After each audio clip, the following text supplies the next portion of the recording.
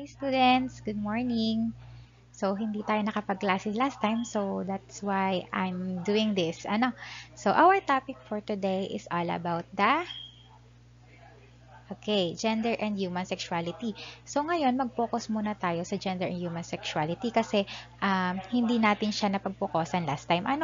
So pag sinabi natin gender and human sexuality, pareho lang ba sila o meron silang pagkakaiba? Kayo, alam nyo ba ang ibig sabihin ng gender and human sexuality? Or gender and sexuality? Ano nga ba? Okay. Ready ka na bang alamin ano ba ang gender and sexuality? Tara, alamin natin. Thank you. Okay, sabi dito, sexuality as an important component of one's personality. So, di ba nasabi natin last time, human sexuality is a part of your overall personality. It talks about your femaleness and maleness or pagiging masculinity and feminine ng isang babae. Okay, ngayon alamin natin if you are agree or disagree with this statement. So, number 1, if you are agree, smiley, and disagree, sad face. Number 1,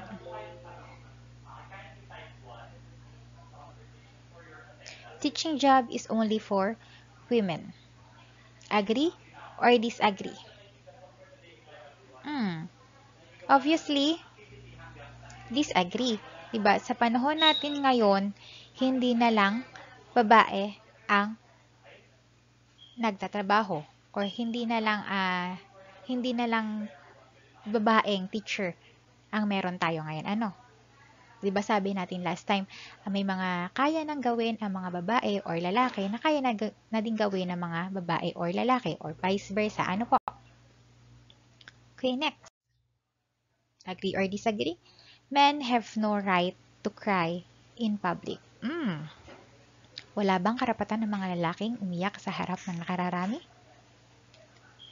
Siyempre, disagree. So, lahat naman tayo ay may nararamdaman, lahat tayo ay may pakiramdam. So, may karapatan tayo na ipakita kung ano ba yung nararamdaman natin. Next. It is the responsibility of the parents to take care of their children. Pag nagkamali pa dito, syempre, agree. Lahat naman ng parent ay kailangang alagaan ng kanilang mga anak. Next. Father is the sole provider of the family. Answer? Agree.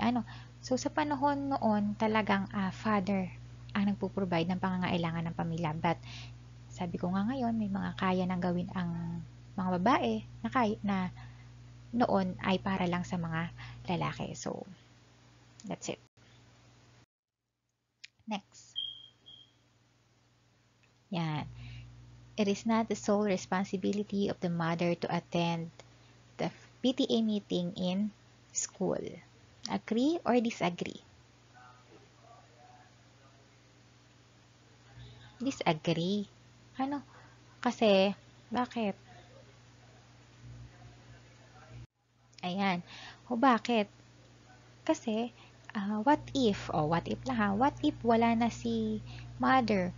So, sino a-attend? So, wala na bang karapatan na umattend si father para sa kanyang anak? Lalo na kung halimbawa kung may honor, diba? So, disagree. Okay. Here's another statement. Self-check lang tayo. So, it's up to you kung paano mo ba siya sasagutin. It's either a yes or a no. So, number 1, I show respect and affection for others. Number 2, I choose friends who share the same interests. Number 3, I find it easy to relax and express my feelings. Number 4, I idolize peers and media, role personalities as a sources for standard of behavior, dress, and style.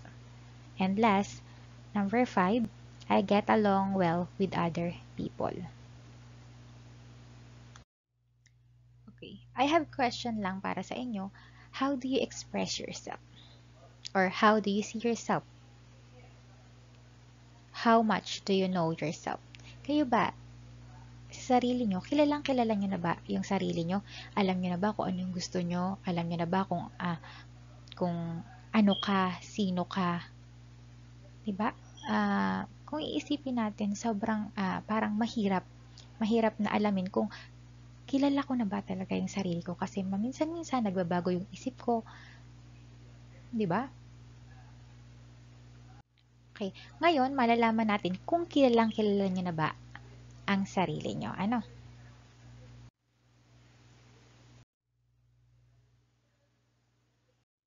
Yan. Okay, sexuality.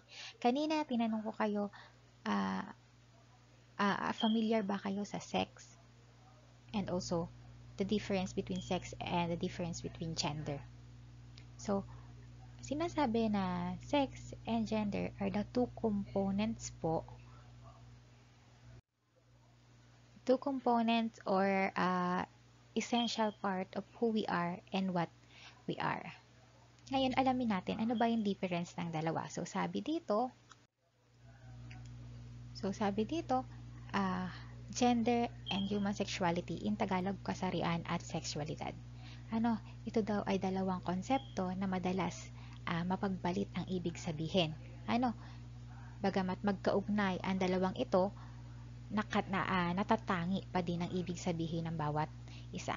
Ngayon, sinasabi na sex. Sex in Tagalog, sexualidad. Ito ay tumutukoy sa biological na katangian bilang isang lalaki at bilang isang babae.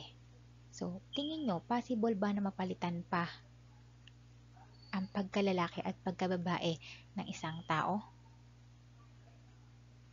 Yes. Okay, obviously yes.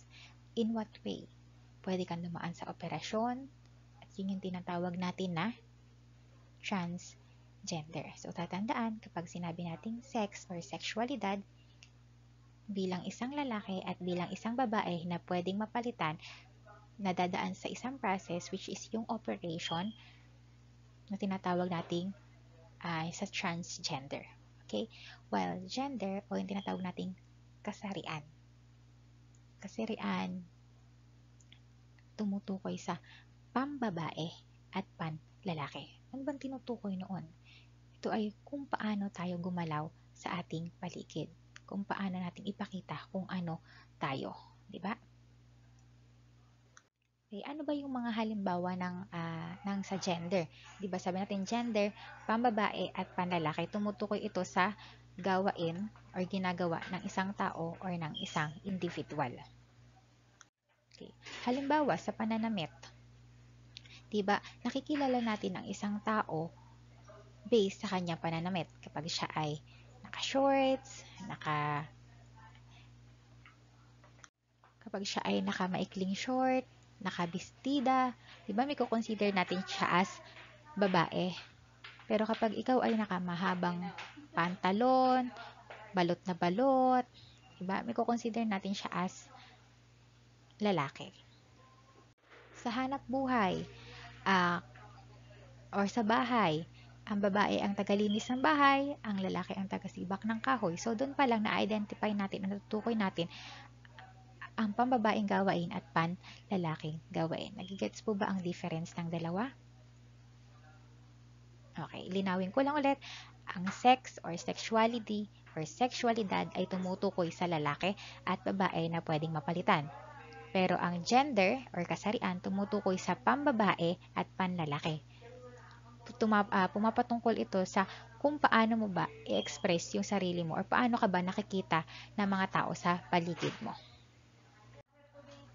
Okay, sexuality. So, sexuality is an essential part of what we do and who we are. It involves physical, mental, social, emotional, and ethics aspects of one's personality. So, nasabi dyan na essential part. Ibig sabihin, importante dahil nakikilala natin kung ano ba at sino tayo as a human being. Okay. Sexuality also is a natural and healthy part of life and also important aspect in masculine or feminine identification, which is involves the name given at birth, the toys play with, the garments worn, the bodies with, and also the responsibilities, the roles and responsibilities in the society or on the society. Okay, gender and sex, so nabanggit na natin kanina at na-explain ko na din sa inyo, ano ba yung difference ng dalawa. So, gender, sabi dito, is a social concept on how men and women should think, feel, and act. It refers to femininity or masculinity of a person's role and behavior as defined by the society. Ano naman pag sinabi natin human sexuality? Okay, it is a quality of being male or female. It is the way in which we experience and express ourselves as a sexual being. So, ito nga yung pagiging babae at pagiging isang lalaki or paano natin siya express as a human being. Yan. Yan. Sinasabi din na gender and sexuality are the two issues that influence your life as a young person. These two concepts have some significant on how you view yourself and deal with other people. Ano po? Especially po, especially with other sex. Ano? Sexual feelings are normal and healthy. Okay. So, masasabi ko lang na kilala mo man ang sarili mo o hindi, ano ka, lalaki ka man, babae, tomboy, bakla, masasabi ko lang, the most important thing to realize is that you are not defined by your sexual gender, sexuality, or your gender. You are not defined. You are you, and that's awesome. Okay. So, ano ba yung pag sinabi natin gender equality? Siyempre, equality meaning pagkakapantay-pantay ng bawat isa. So, gender equality grants men and women equal enjoyment of the human rights. Yan. Part ka man ng LGBT community, ano man ang kasarian mo, bakla, tomboy, babae, lalaki, kailangan pantay-pantay tayo ng pagtingin sa kanila or sa isa't isa. Dapat pare-pareho yung nai-enjoy kung ano man yung buhay na meron kayo. Diba minsan nagiging unfair tayo kasi na-judge natin sila based sa kanilang kasarian. Kaya ang nangyayari, kailangan pang patunayan ng bawat individual kung ano at sino sila para lang matanggap sila ng society o ng mga tao sa paligid nila. Gender role. Pag sinabi natin gender role, ano ba yung role mo bilang individual? Ano ba yung gampanin mo bilang ikaw?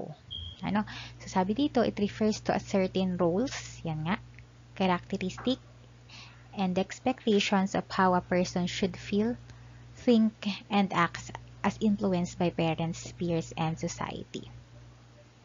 So, nalalaman mo yung role mo bilang ikaw as individual sa pakikisalamuha mo sa iyong mga magulang, sa iyong mga kaibigan, at sa iba pang mga tao. So, gender symbol. So, it is a way of representing a particular gender identity through unique symbol. So, same nito. Ayan, this is for boys and this is for girls. So, madalas nyo siyang makikita sa CR. Bakit ba nagkakaroon tayo niyan? Bakit ba kailangan pa natin yan? So, syempre, para malaman natin kung saan ba dapat tayo pumunta. Saan ba dapat tayo mag-CR, umihi, So, dyan pa lang na-identify na kung ano ba yung gender meron tayo. Yan.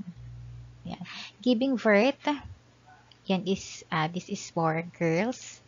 Making a living, this is for boys. Fixing the broken faucet, syempre, lalaki ang gumagawa niyan. Doing household chores for girls. And helping the children with their homework for girls. Okay, so for your assignment, what are you going to do is to make a collage of your picture from birth to childhood. So, kung wala naman kayong picture from birth to childhood, basta at least 5 picture kayo. Write a brief description based on your biological characteristics and also the gender. Kayo ang bahala kung anong gusto nyong gamitin. It's either magka-cut kayo ng mga pictures nyo or magkukulage kayo gamit ang technology. So, it's up to you. So, that's all for today, and God bless you all.